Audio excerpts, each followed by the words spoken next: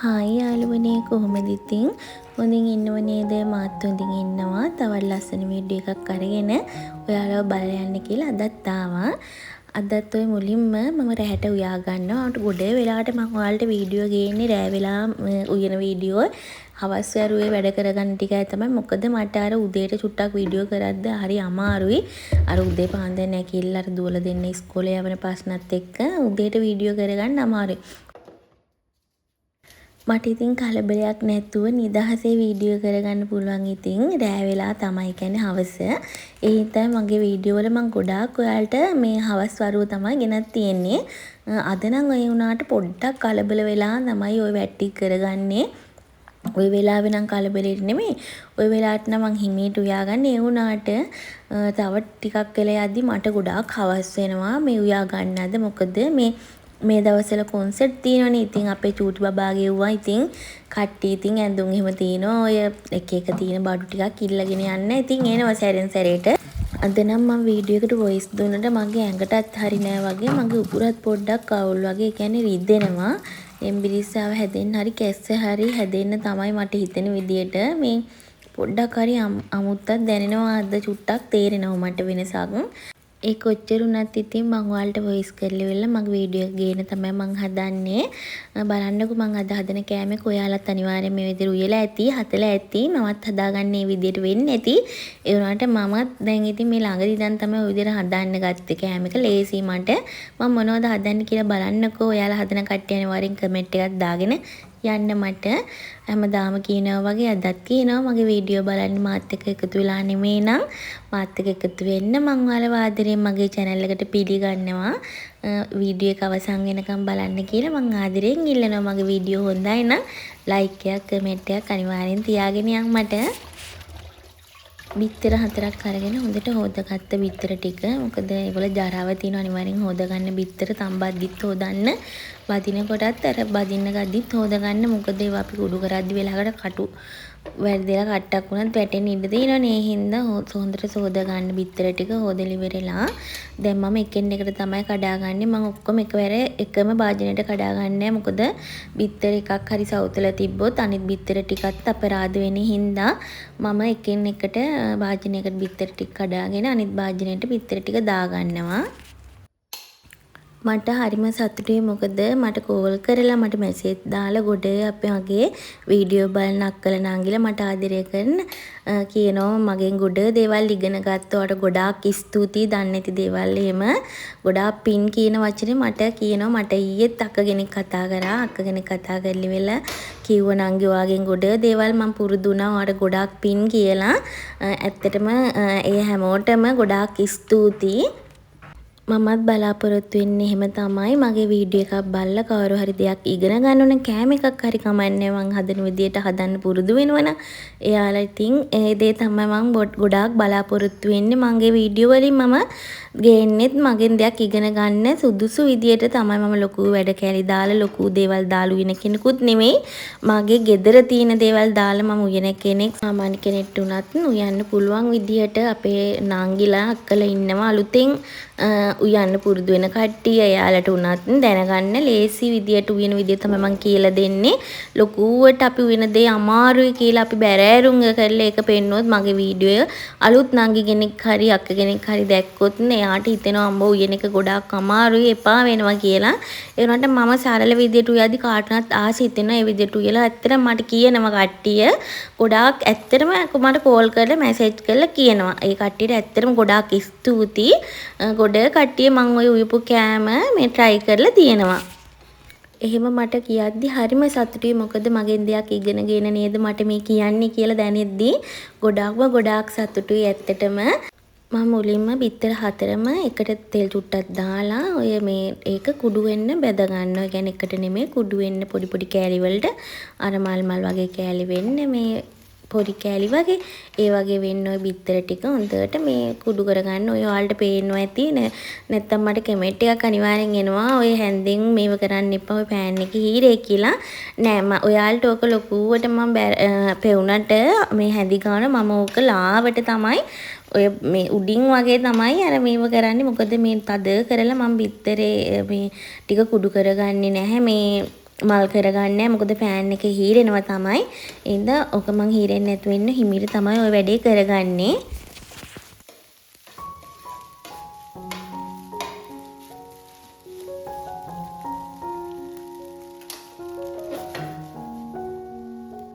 දැන් වෙනම තාච්චියක් තියලා ඉවරලා ඔකටත් තෙල් ටිකක් දාලා ඉවරලා මම අර කපාගත්ත ලුණු ටිකෙම තියෙනව නේද? එක තෙම්පරාදු කරගන්නවා ලුණු සම්බෝලයක් වගේ තෙම්පරාදු කරගන්නවා.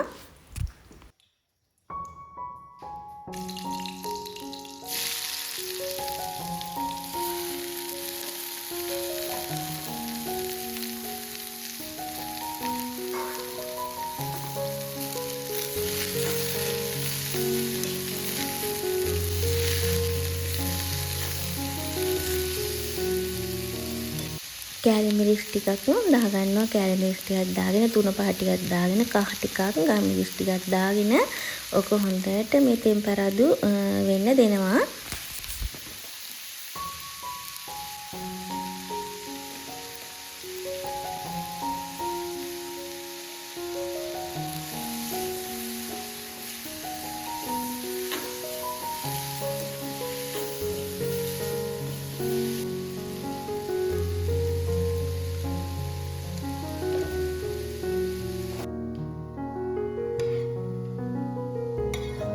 දැන් ඒක තෙම්පරාදු වුණාට පස්සේ ඔය බිත්තර ටිකක් දාගන්න ඒකට. දාලි වෙල හොඳට කවලම් කරගන්න. මම ওই හට්ටිය චුට්ටක් අඩි ඇල්ලුවා වගේ වුණා.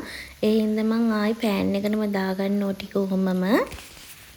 අවුරුද්ද නම් ඉවරත් වෙන්න ළඟයි නේද 2025 උනාට 2026 එනවා. ඒ වුණාට අවුරුද්දේ දෙසැම්බර් මාසේ කියන්නේ චුට්ටක් ප්‍රශ්න වැඩි. ගොඩාක් දේවල් මොකද ඉස්කෝලේ යන බබාලට වුණත් වීදම් කරන්න ජනවාරි වෙද්දී ප්‍රශ්න වැඩි. ඒ වගේම අලුත් අවුරුද්දක් එනවා. ඒ වගේ ගොඩ දේවල් එනවා නේද අපිටත් එහෙම තමයි ඉතින්. කොන්සර්ට් තියෙනවා. ඇත්තටම මේ අවුරුද්ද අන්තිමේ කියන්නේ චුට්ටක් ප්‍රශ්න වැඩි. කොච්චර මුදල් තිබ්බත් මදි වගේ නේද? මට නම් එහෙම දැනෙනවා. ඔයාලටත් එහෙම වෙන්නේ නැති. මොකද වෙලාවකට හිතෙනවා ළමයි ඉන්න 4 දෙනා බබාලා ඉන්න ඉස්කෝලේ යන 4 දෙනා එහෙම ඉන්න ගෙවල් වල කොහොම කරගන්නවද කියලා හිතෙනවා. මේ සමහර වෙලාවට දැන් අපේ මේ පැත්තුණත් ඉන්නවා. සමහර අම්මලාගේ ඉන්නවා. පෙර පාසල් බාර දෙන ළමයා ඉන්නවා. ආයි 6 වාසයට බාර දෙන ළමයා ඉන්නවා. ඒ වගේ අර මේ ප්‍රශ්න වලට මුහුණ දෙන අම්මලාත් ඉන්නවා. අර එහෙම වුණාම ඉතින් චුට්ටක් අමාරුයි නේද?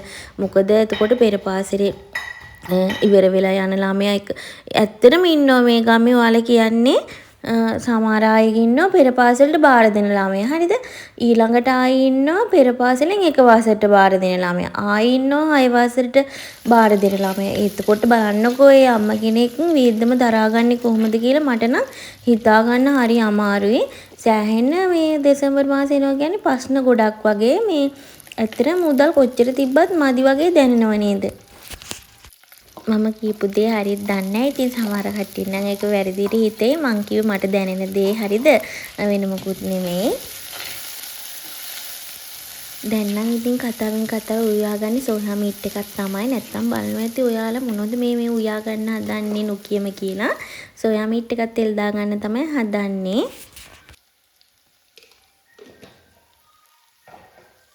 මම නැවතත් මතක් කරනවා මං කලින් දැම්ම ඔයාලට වීඩියෝ එකක් මට ඉස්කෝලේ බඩු ගොඩ එවලා තිබ්බ එක channel එක නංගි කෙනෙක් අපේ බිනු නංගි ගොඩාක් ස්තුතියි. මම නැවතත් ස්තුති කරනවා. මොකද මට ඒ බඩු ටික මාර වටිනවා මේ අවස්ථාවේ. සෑහෙන්න වටිනාකමක් තියෙනවා. මට ඒක කියලා නිම කරන්න බෑ. ඒ නංගි පොඩි තෑග්ගක් කිව්වට මං ආයෙ මතක් කරනවා මට මේ වෙලාවේ හැටියට එක ලොකු තෑග්ගක්. මොකද ඔයා බඩු ගොඩ එවලා තිබ්බ මගේ දුවලා දෙන්නට මට ඒක ගොඩාක් සහනයක්. ඔයාට ගොඩාක් පින් නංගි.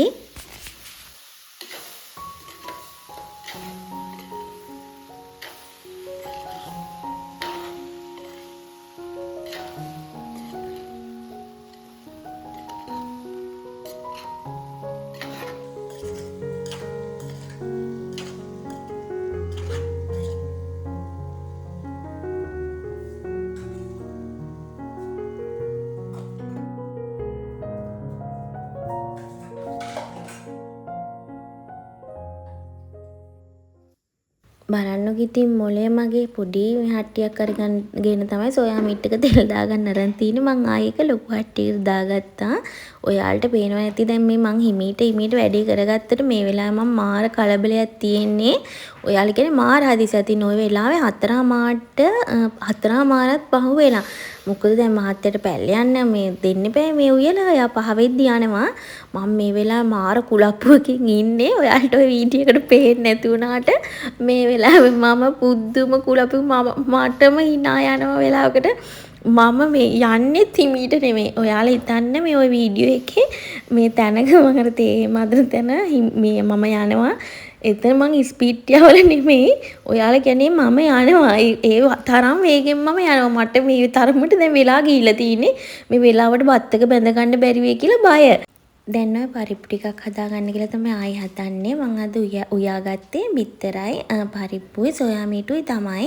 ඔය ටිකත් ඉතින් ඉක්මනට දැන් පරිප්පු එක තමයි දැන් උයාගන්න තියෙන්නේ. අවසන් කරලා තියෙන්නේ දැන් ඔක්කොම උයලා. ඒ වුණාට දැන් වෙලාව බල උයන්නේ මම මේ ඇත්තටම පැලකට යද්දි වේලසින් යන්න එපා. ඒ කියන්නේ අපේ මහත්තයාලා බයික් එක දාලා තවත් ගොඩාක් ඈතට යන්න ඕනේ මේ පයින්. එතකොටත් තවත් වෙලා යනවනේ රෑ වෙන්න කලින් ඉතින් යන්න ඕනේ. එහෙන් දෙයාලා පාවෙද්දි යනවා.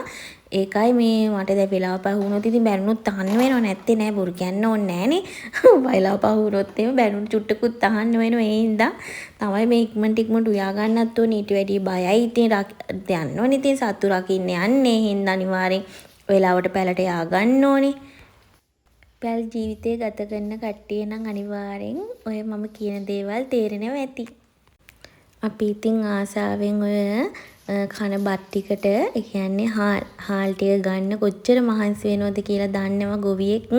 අනිවාර්යයෙන්ම මොකද දැන් ඔය යන්නෙත් කුඹුර රකින්න තමයි.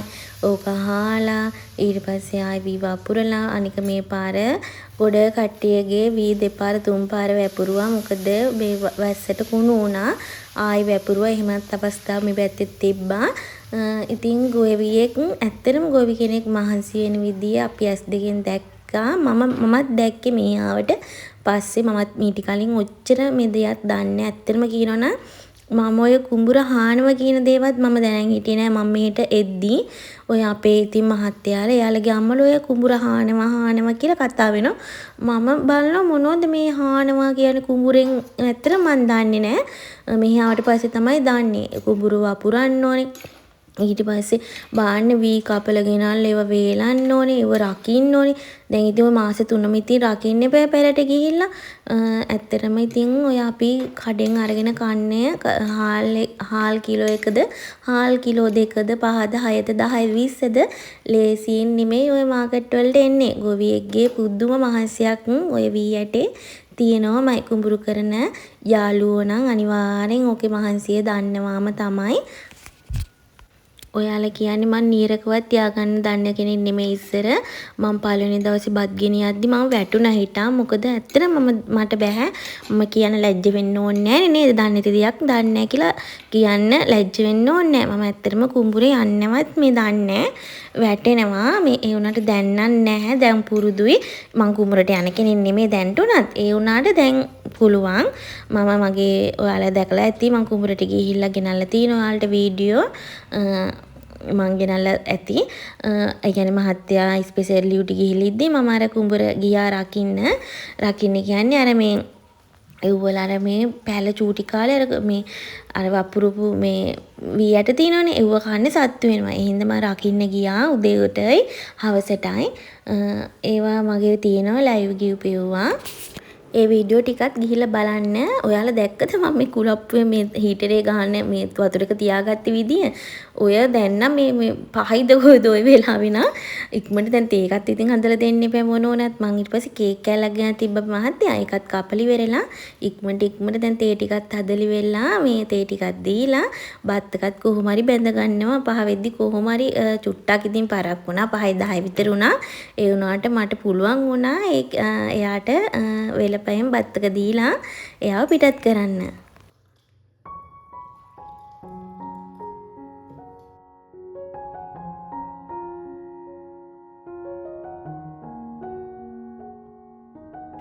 ඔය ඔය තියෙන්නේ මම කුලප්පි උයාගත්ත ව්‍යංජන ටික තමයි. බලන්නකො ඉතින් හරිව රහට තිබ්බයි වගේ තමයි ලස්සනයි. ඒ වගේම රහටත් තිබ්බා. ඔයාලත් මම මේ උයන විදියට උයලා මට අනිවාර්යෙන් කියන්න. කමෙන්ට් එකක් දාන්න. ආදරේ හැමෝටම මාව අහගෙන හිටිය මාව බලන් හිටිය හැමෝටම ගොඩාක් ස්තුතියි. තවත් දවසකින් හම්බ වෙන්න බලාපොරොත්තු වෙන අදට සමුගන්න. බුදු සරණයි. පරිස්සමට ඉන්න.